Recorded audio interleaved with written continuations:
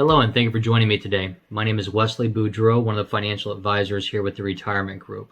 Today I'm going to go over the AT&T pension plans and take a look at the different options you could be facing depending upon whether you're craft or management and the different choices you have with those pension plans.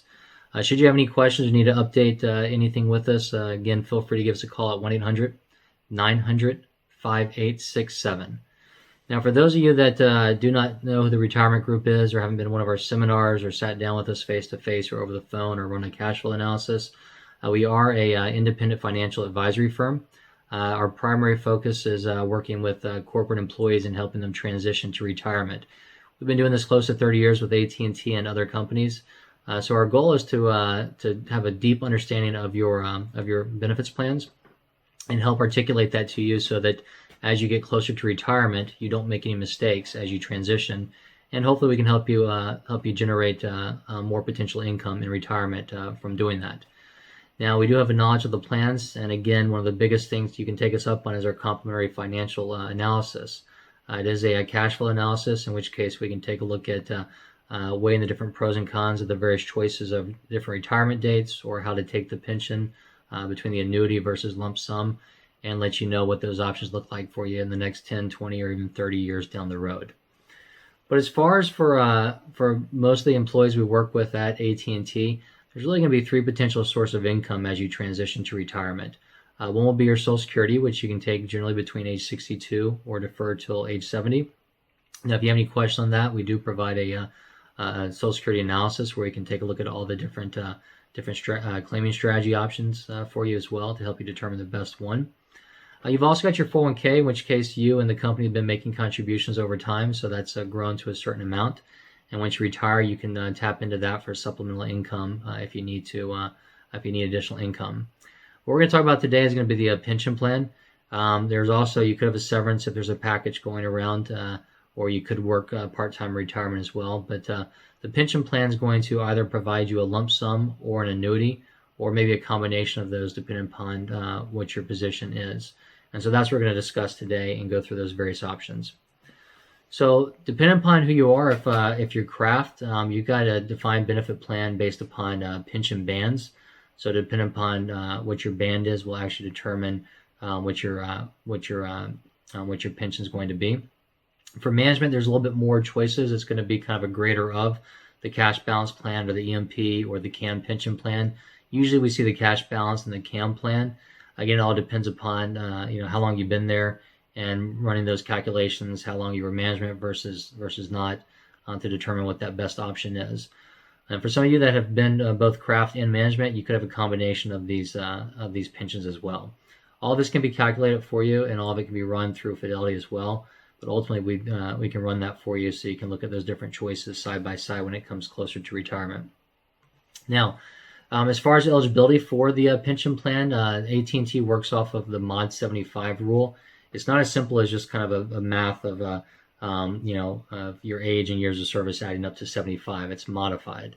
So you can actually retire and get the pension at any age as long as you've got 30 years of service. So whether it be 48 or 52 or 67, it really doesn't matter. If you are over 50 and have at least 25 years of service, that adds up to 75. That allows you to be pension eligible as well. Or if you're 55 in 20 years, so again, adds up to 75. There's a gap though beyond that. There's not a 60 and 15, but there is a 65 and 10. So again, somebody who's let's say is 60 and has let's say 18 years would actually need to work 2 more so they get that 20-year period or so. Now, again, that's going to determine as to how much of the pension you're going to get and what table you're going to be on, and we'll look at that in just a moment. But again, going back to the craft, those non-management, again, it's going to be based upon your actual job title and what your pension band is going to be, and your years of service to determine what your monthly annuity would be.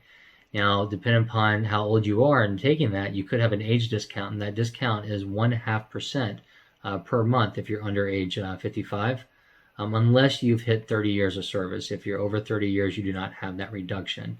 So again, 0.5% per month is equal to about 6% reduction per year under age 55.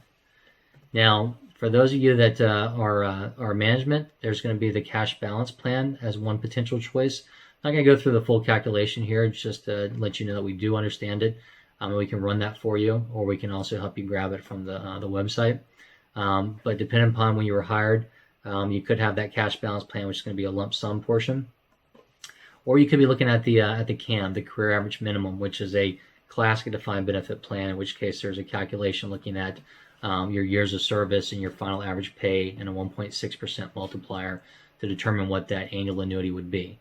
Now, from that point, that's where all the other options, whether it be a lump sum or a joint survivor annuity or a period certain, is going to be calculated off of. So again, you could, generally speaking, we're going to see somebody with a cash balance plan or the CAM, and depending upon the greater benefit is what you're going to be getting from AT&T. And if you work craft, you could have a combination of more pension plans. Now with the CAM, there's also a reduction if you take the benefits prior to age 55. Now if you've got at least 30 years of service, there's no reduction. If you have the mod 75, there's a reduction. It's table A, which we'll talk about in just a moment. If you don't reach mod 75, the chart I told you before, you're going to be on table B, which you definitely don't want to be on, because that's a major reduction in the pension. So table A, as we mentioned, if you're less than age 55 with more than 30 years of service, you're good. You're going to be looking at about a 1/4 percentage point per month, or 3% per year in reductions. If you're under the age 55 with less than 30 years of service, it's going to be 0.5% per month. So you're looking at a 6% per year reduction. If you don't reach mod 75, that table B is going to give you closer to a 20 to 30% reduction. So again, we can run those calculations for you or walk you through how to get those to compare those options. But generally speaking, you want to make sure you reach mod 75 before you pull the trigger on anything. Now, that's just kind of a quick overview of the different pension plans. Again, ultimately, let us know. We can run the calculation for you and run a cash flow analysis to show you what your choices are. Maybe looking at retiring in 1 year or 2 years or 10 years. It just depends. But we can run multiple scenarios for you. At the end, we'd love to work with you, whether it be once you retire, or if you want to look at option 1, rolling over a portion of your account to test drive our services. But if you're working with somebody else, feel free to take us up on getting a second opinion. We even advise our clients every few years to do that to keep us on our toes. But make sure that whoever you're working with, they do understand all your benefits plans, and so you don't help you avoid making mistakes like we can. Make sure you understand their fees. We are fiduciaries and we are independent financial advisory firms, so we're transparent on our fee structure. We're also not a one-size-fits-all where everybody goes into the same cookie-cutter approach.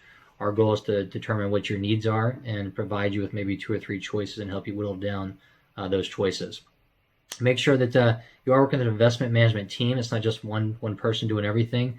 You do need some support behind the scenes, and determine what it is you value. But again, ultimately, make sure you do run a cash flow analysis and make sure it's conservative and not overly optimistic. We want to be plan for the worst and hope for the best, and be a little bit more conservative on that analysis. So with that, I'd like to thank everybody for joining me. Again, just a quick overview of the pension plans at AT&T. We can also go over the lump sum interest rates, which will affect the lump sum portion you could be getting. Just give us a call at 1-800-900-5867, and we'll be happy to go through that with you. Or again, look us up at theretirementgroup.com. Thank you, and I hope everybody has a great day.